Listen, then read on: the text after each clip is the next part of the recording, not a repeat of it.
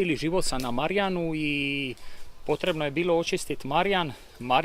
Marjan je usko povezan sa samim gradom Splitom. Čistimo Marjan, odazvalo nas se dosta.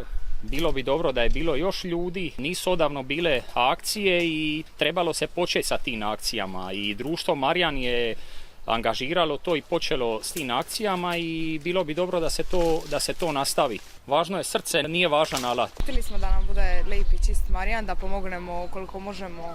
Ide, već smo 3 puta je došao kamion. Već smo skupili dosta, pa već smo skoro i gotovi. Da Marjan bude zelen, tako da bi svi mogli uživati u ljepotama i suncu.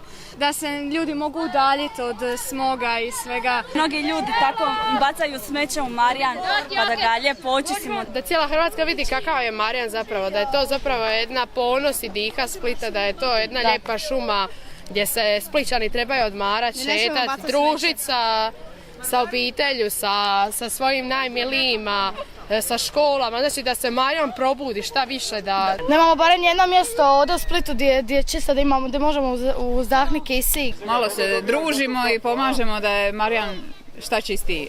Znojimo se koliko možemo, evo, malo znoja, malo pjesme i tako ide. Svi koristimo park šumu Marjan, uživamo u njoj, a rijetko kad se odazovemo na akcije čišćenja, ali kad se ovako organiziralo za velik broj građana, civila, pješaka, kupača, šetača, polovljenih grana ima suhih koji su potencijalno opasnost za požar. Ako se očisti bar ovaj dio kuda pješaci koriste, onda je šansa da se nađe nekakav opušak ili neka opasna zapaljiva tvar puno manja, tako da možemo sačuvati šumu za buduće naraštaje. Dogovorili smo se, mi ekipa, pošto smo svaki dan ovdje na Marjanu, rekreiramo se i sve i vidjeli smo da se organizira od doktora Kalilića akcija za čišćenje Marjana, pa smo se i mi volonterski prijavili uz to. Pa evo ide, čistimo već ovdje jednu uru i po vremena. Za sad je sve ok, blizu, još malo pa smo gotovi. Trebala bi biti Marjan, da ubrali smo još tu šparoga, donijet će prijatelj domaćih jaja ima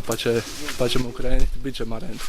Mi smo ovdje izviđača pomoraca Poseidon i kao što inače činimo dobra djela i pomažemo drugima i čistimo okoliš, bilo bi ipak red da pomognemo Splitu kao i Marjanu da se očisti i sredi kraj. Sad moraju još počistiti našu parcelu da bi mi mogli nastaviti s čišćenjem i to je to. Gledajte, kad smo čuli da se jedan projekat takav osmišljava, onda nam je već bilo apsolutno interesantno. Prijavili smo se, dobili smo svoju česticu, kao i svi ostali, naravno. I sad je ona praktički u navodnicima naša.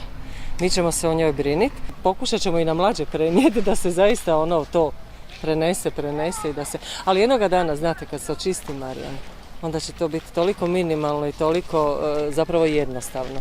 Jer onda neće nikome, ja mislim, niti pas na pamet, niti da baci bocu, niti da baci papir, što isto tako nije lijepo. I to je to. Pa mogu vam reći da smo jako zadovoljni. Nekako smo se u početku malo obeshrabrili kad smo vidjeli na što to liči, ali dobro je.